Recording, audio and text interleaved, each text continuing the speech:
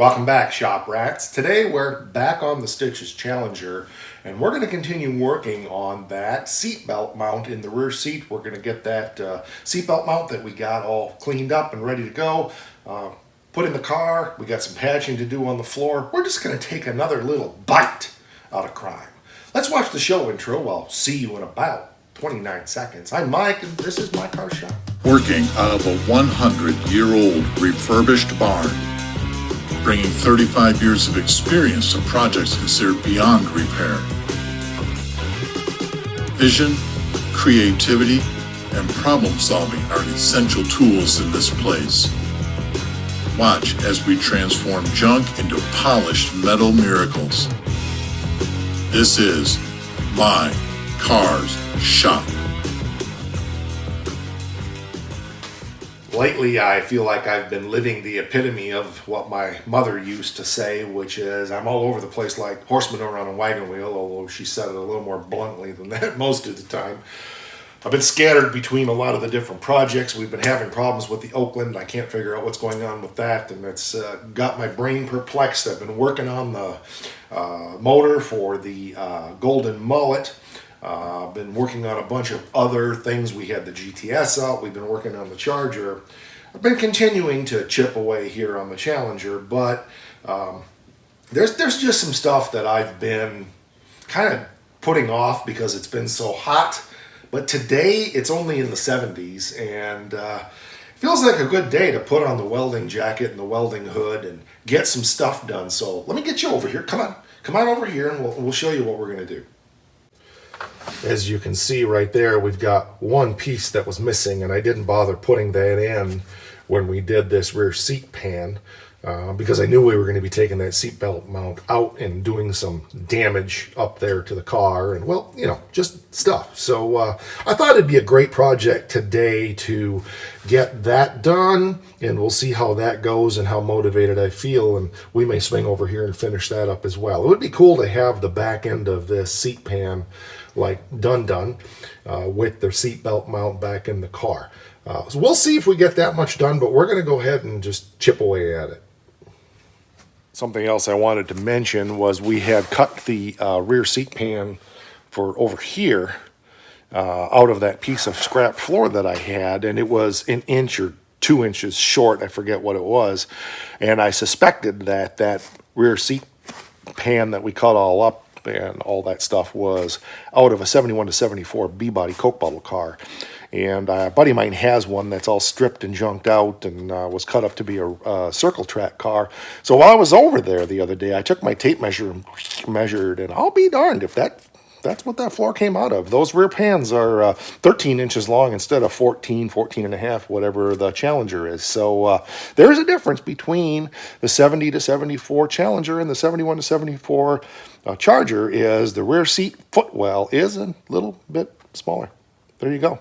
File that away for the future, because that's important information. You do not want to stand before the judgment seat of God and not know that. So this is the patch we want to make right here. Yeah, I think we'll go ahead and make that from this side.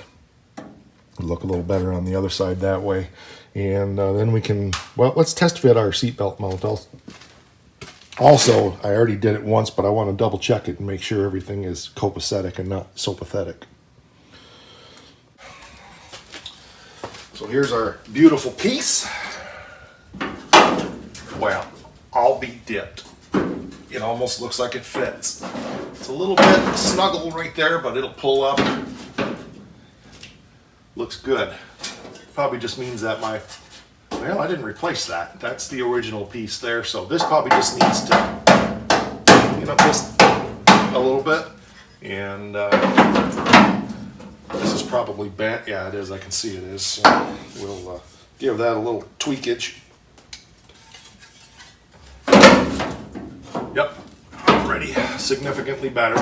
What we'll do is when we get to put this in, we'll run some seatbelt bolts in with some washers and just suck it up tight to the floor, and then we'll go ahead and it in there, and that should be good. But getting ahead of myself here, because what we're really after right now is what we're going to do is get this patch in rat cheater. So, well, let's just get it done. God, just keep talking, talk. So what I've done is just slipped a piece up underneath there. Now I can go on the inside and trace it out. Rather than trying to cut and butt this, I'm just going to go ahead and make a patch that I can butt weld in there and get the job done. So that's held in place now, good enough. I can go in there with my Milwaukee marker and we'll just cut it a little bigger and just snuggle it in and make it work.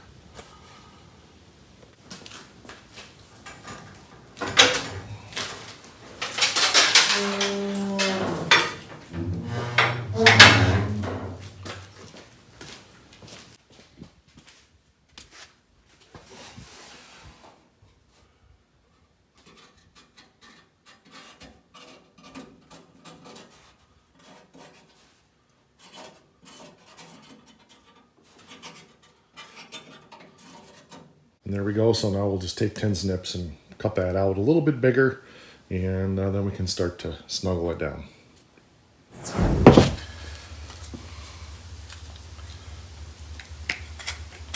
One of the things that I try to be very realistic about is how much time it takes to do stuff. You know, I've been doing this a long time, and I don't say I watch a lot. I used to watch a lot of stuff on YouTube. I don't have much time to watch tons of YouTube stuff anymore.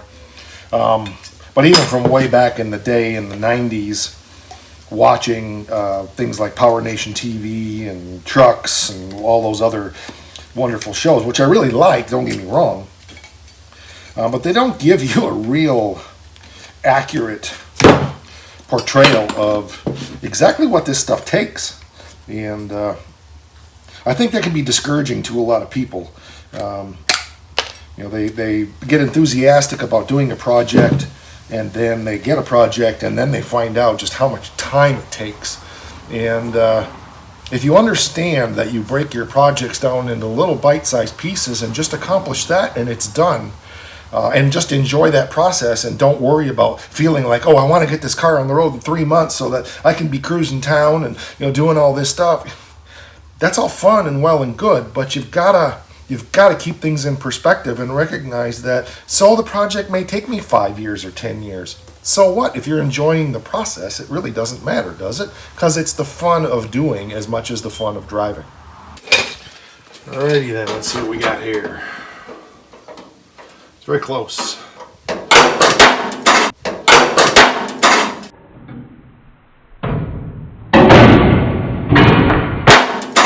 That worked really well. Okay, let's try that again. Okay, that's looking pretty good. I got a little cleanup to do right there. But overall, I can live with that. I need to trim it up on the top here, of course, and on the back side. So I think I'm just going to take my and you know, just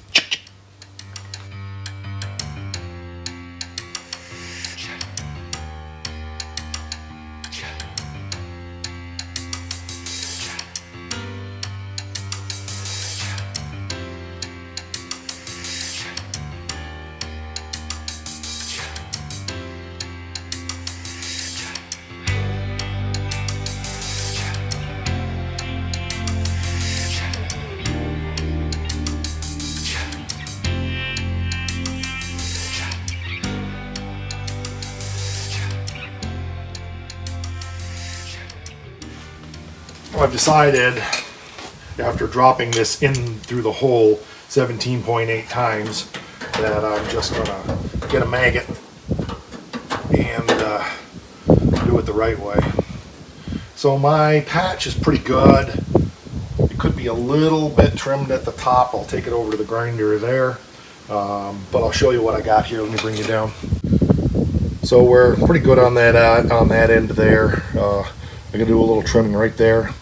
I need to do a little trimming at the top, but otherwise maybe a little bit there. But I'm not looking for perfection. Obviously I need to do a little bendage, but I can kind of hammer that in place as I go, so I'm not that worried about it. And if I need to, I can take my cutoff wheel and just nuzzle that down a little bit if it's not fitting exactly. So with this compound curve, I didn't really see that I could do a cut and butt very easily. So I think I'm going to take this over here and just zip that off just a little bit and Yeah, probably nothing off the bottom. I think it needs to come off the top, but we're close up there. We're real close. So maybe I'll take a little off on the grinder over there as well. I think that's pretty good like that. It may be just a little bit there yet. I think it does. I think it needs to just take another little, just a little teeny skosh off of there. But it's real close. I'm happy with this back edge now. I think it's going to fit in real good. Actually, yeah, I need to just take a little bit more off the middle of that right in there, and then we'll be golden. Okay, we're getting there. So a little curvature needs to be addressed, but it's really close. It's getting there, and needs to go that way a little bit to just center it in the opening for to butt weld it. But I'm happy with the way that's coming out there now. So just a little tweakage. I think I just need to that corner right there, just up a little bit, and I think we'll be golden.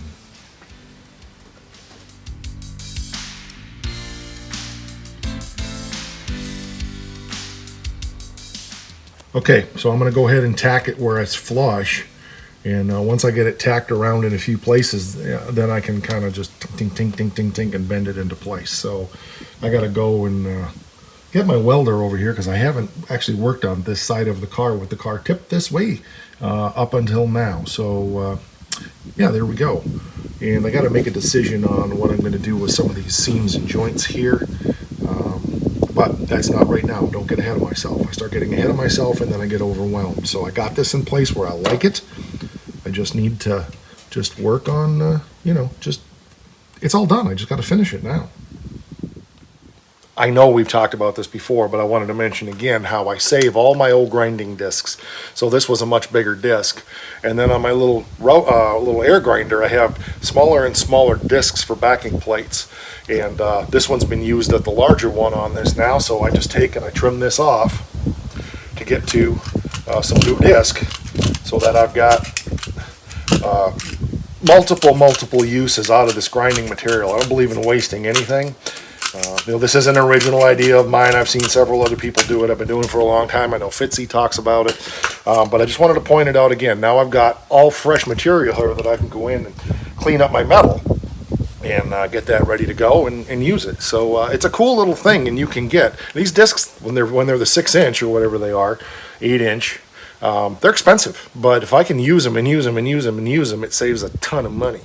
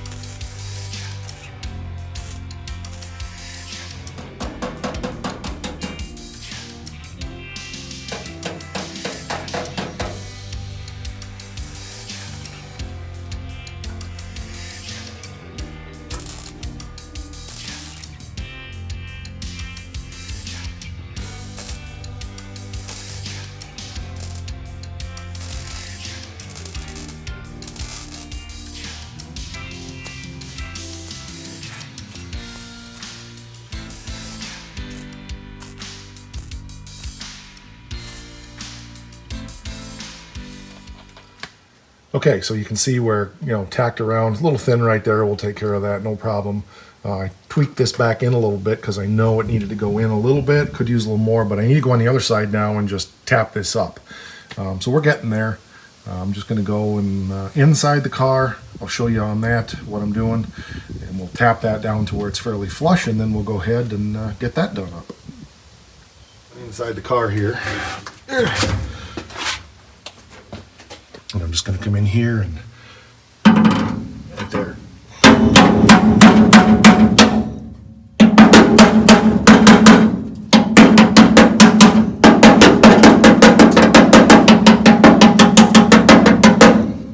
I think that's pretty close. And there we go. 17.6 hours of spot. I got one little pinhole right up there. I'll dress that up and then we'll grind this down a little bit. Got to look at the other side and decide whether I'm going to weld on that side or not. I was thinking about it and realized it's probably not necessary. It's under the seat. I don't care what it looks like. And this is underneath the pan, of course, or the seat belt thing. And so, I don't know. But yeah, it's okay in my book. So I'm going to hit that one little pinhole there, and then we'll check the other side out, see what it looks like. Okay, so this is how I get in there to check stuff out, is I just come and walk through the windshield opening, and then kind of bring myself in here. And there's the backside. That looks great.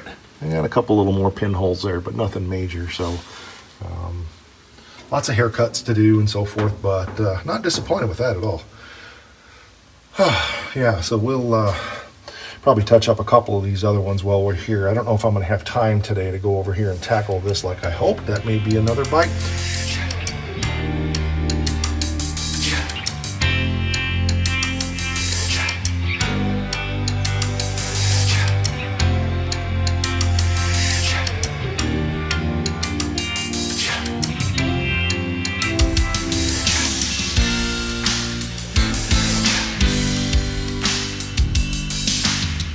There we go. I could get a lot more carried away with it, but again, context. It's a floor pan. It's underneath the seatbelt mount. I'm not looking to make it perfect. It's good enough, and I think that's the thing we have to keep in mind with all of these projects is the context. What are we building? I say that again and again and again, but I'm going to keep saying that. It's not a 426 Hemi, $250,000 to $500,000 car. This is a $300 Challenger that was taken out of the middle of a junkyard pile. And I'm just making a driver. I'm not trying to make a show car, although it will have a very high quality paint job, very much like the 69 Charger. The car's going to look really sharp. But it is not intended to be a concourse car. It's not even really intended to be a restoration. It's a hot rod. And it's a car that we're going to have a lot of fun with. So, yeah, I'm admiring my handiwork with these hand-built frame rails.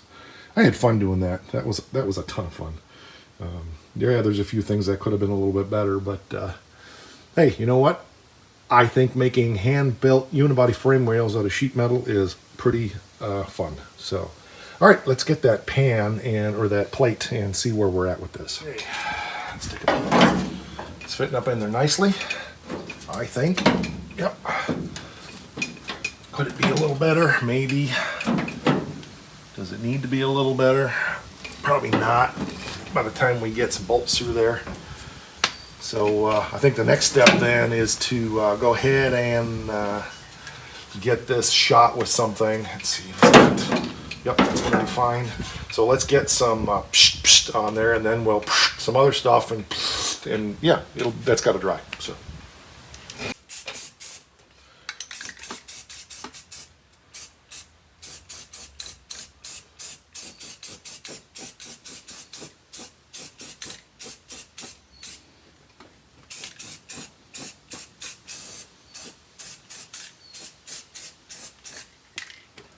Okay, changing plans here. I was going to put that plate on there today, but I realized that I had some edges and I wasn't sure what I was going to do with them. I was thinking about seam sealer, but since I got that Pour 15 patch, I thought, hey, that's a great place to just run that along those edges.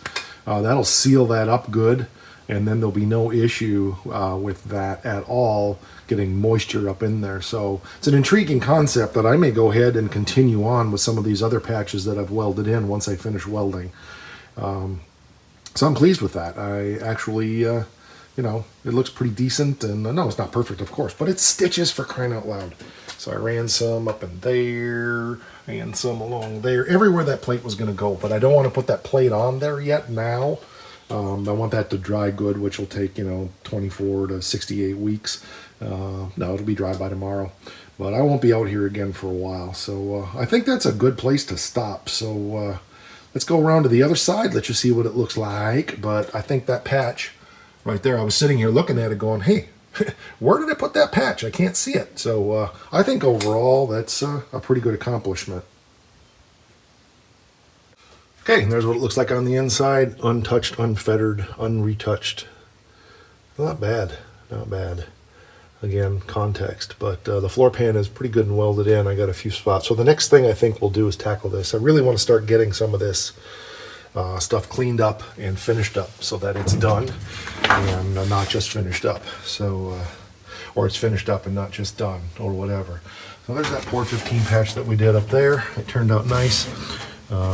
Needs a little sanding and dressing up, but again, context, right? The whole point is to keep out the dirt, the dust, and seal it up so it doesn't rust anymore. Structurally, it's fine, and that's all we're shooting for on this car is structural integrity. So, yeah. So when that plate gets in here, we'll fill those back in and get that welded up, and it'll be good. You see, I got a couple little holes I got to weld there. That's all good stuff. So there's oh yeah, that's the plate where the seatbelt plate goes right there. So yeah, we're good. I'm tickled with the way this is going.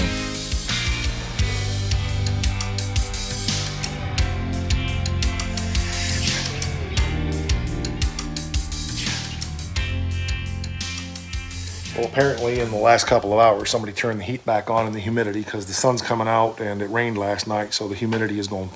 So, yeah, sticky. I planned to put that in, like I said, but you know, it's part of my thing with you guys is I set out with a plan and then we have to change it, and you're spending the day in the shop with me just doing what I do. But I hope that's something you guys enjoy. I try to make it something different than a lot of other channels where they pull in a total car and 30 minutes later it's a full restoration driving down the road. I want you to see the work. And I want you not only to see the work, but I want you to see the thought processes. Because remember, as we've said so many times, it's not just about a 70 Challenger or any of the other cars we have here. It's something you can apply to any vehicle you're working on. It may not be the way that you would want to do it, but it's a way that it can be done. It's considerably less expensive. And for me, which is my main reason, is it's a whole lot of fun. I just like doing these little bites at a time. So, all right, that'll do it for this one. We're over on the Face thing, over on Instagram. She loves us. She gives us cookies all the time, /mycarshop. We're here on the You thing, so subscribe, hit that bell, drop comments, go over, start some conversation in the community tab. Just do some stuff. Tell us what you think. Love hearing from you guys, and I appreciate it. And, oh, yeah, one more thing. Don't forget, rock!